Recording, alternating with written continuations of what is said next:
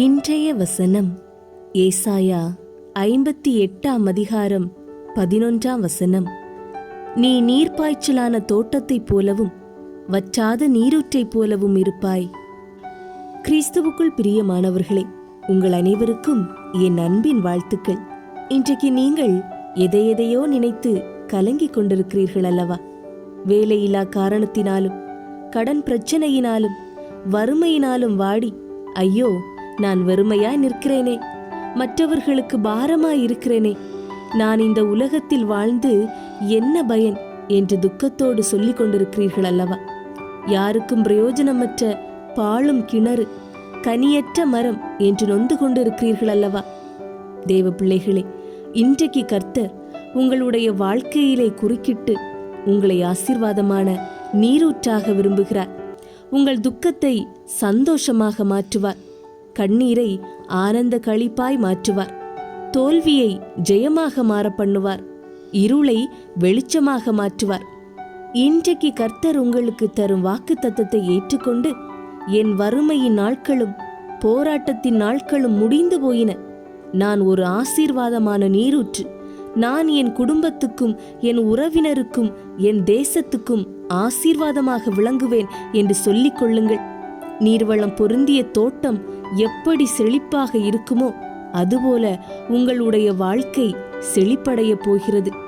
வறட்சிகளை நீக்கி தடைகளை விலக்கி கர்த்தருடைய கரம் உங்களை நடத்தப் போகிறது. பிரியமானவர்களே, கடந்த நாட்களில், கடந்த மாதங்களில் நடந்தவைகளை நினைத்து கலங்கிக் கொண்டிருக்காமல் கர்த்தர் மேல் நம்பிக்கை வைத்து, என்னுடைய வாழ்வு செழிப்படைய போகிறது என்று நம்பிக்கையோடு வாழுங்கள். வனாந்திரமும் வறண்ட நிலமும் மகிழ்ந்து கடுவெளி கழித்து புஷ்பத்தை போல செழிக்கும். வனாந்திரமாக இருந்த உங்கள் வாழ்க்கை தொடர்ந்து அப்படியே இருக்கப் போவதில்லை. வனாந்திரத்தைப் போலவும் வறண்ட நிலத்தைப் போலவும் எதை எடுத்தாலும் தோல்வி, எதை செய்தாலும் குழப்பம் என்று இருந்த உங்கள் வாழ்க்கையில் நீங்கள் மகிழ்ந்து களி கூறும்படியாக கர்த்தருடைய நன்மைகள் பெருகி உங்கள் ஆத்துமா செழிப்படைய போகிறது. பயத்திலும் திகிலிலும் இருந்த உங்கள் மனம் மகிழ்ந்து உற்சாகமடைய போகிறது. குடும்பத்திலும் சமாதானம் இல்லாமல் எப்போதும் பிரச்சனைகள், சண்டைகள், வேண்டாத வாக்குவாதங்கள், சந்தேகங்கள் என்று நிம்மதி இழந்து வேதனையின் மத்தியில் உங்கள் குடும்பம் இருந்ததல்லவா? இனிமேல் கர்த்தர் உங்கள் குடும்ப வாழ்வில் சமாதானத்தையும் சந்தோஷத்தையும் தந்து, ஒரு மனம் ஒற்றுமை, ஒருவருக்கொருவர் புரிந்து கொள்ளுதல், விட்டு கொடுத்தல் என அனைத்தையும் தந்து உங்கள் குடும்பத்தை செழிக்கச் செய்வார். ஒரு கதை உண்டு. ஒரு பெரிய நகரத்தில் தனியாக வாழும் ஒரு இளைஞன் தினமும் குறிப்பிட்ட நேரத்திற்கு வீடு திரும்பி பழங்கள் மற்றும் காய்கறிகளை வாங்கி வருவார். அவர் செல்லும் கடை குறைந்தது 85 வயது நிரம்பிய ஒரு மூதாட்டியால் நடத்தப்படுகிறது. அந்த இளைஞன் அவளிடம், பாட்டி, நேற்று நீங்கள் எனக்கு விற்ற பழங்கள் மற்றும் காய்கறிகள் அழுகியதாக நான் நினைக்கிறேன், அவற்றை சரிபார்ப்பீர்களா என்றான். வயதான பெண் ஒரு பழத்திலிருந்து ஒரு கடியை எடுத்து அவை சரியாக இருப்பதை கண்டாள். அவள் அந்த மனிதனிடம், மகனே, இவை அனைத்தும் சாப்பிடுவதற்கு நன்றாகத்தான் இருக்கிறது, நீங்கள் இதை வீட்டிற்கு எடுத்துச் செல்லலாம் என்று கூறினாள். மனிதன் தயக்கத்துடன் ஒப்புக்கொள்கிறான். இந்த சம்பவம் பல நாட்களாக மீண்டும் நிகழ்கிறது.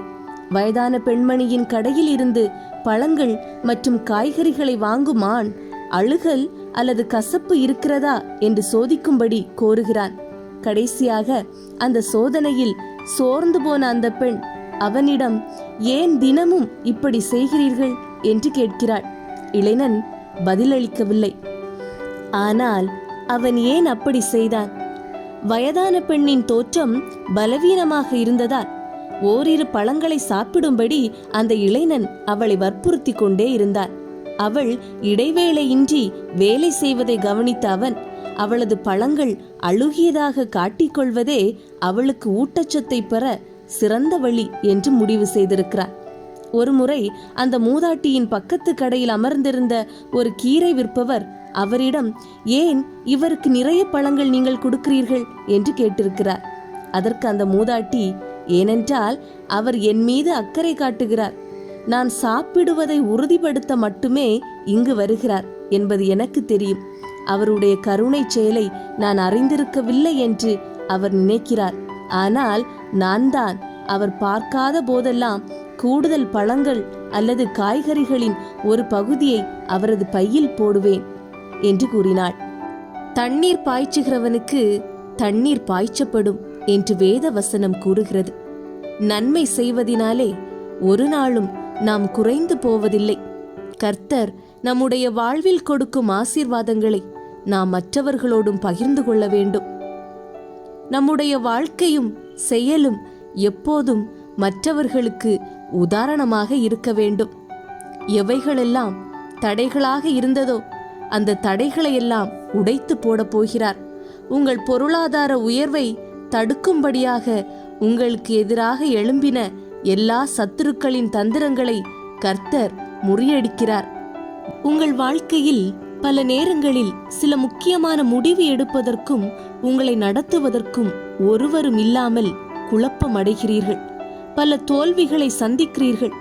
எங்களை சரியான பாதையில் நடத்த ஒருவரும் இல்லை என்று நீங்கள் இனி கலங்க தேவையில்லை. உங்களை நடத்துவதற்காக நானே நல்ல மேய்ப்பன் என்று இயேசு கிறிஸ்து சொல்லுகிறார்.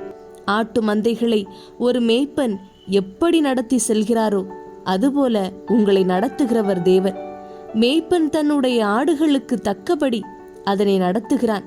சினை ஆடுகளையும் கரவல் ஆடுகளையும் மெதுவாய் நடத்தி செல்வான்.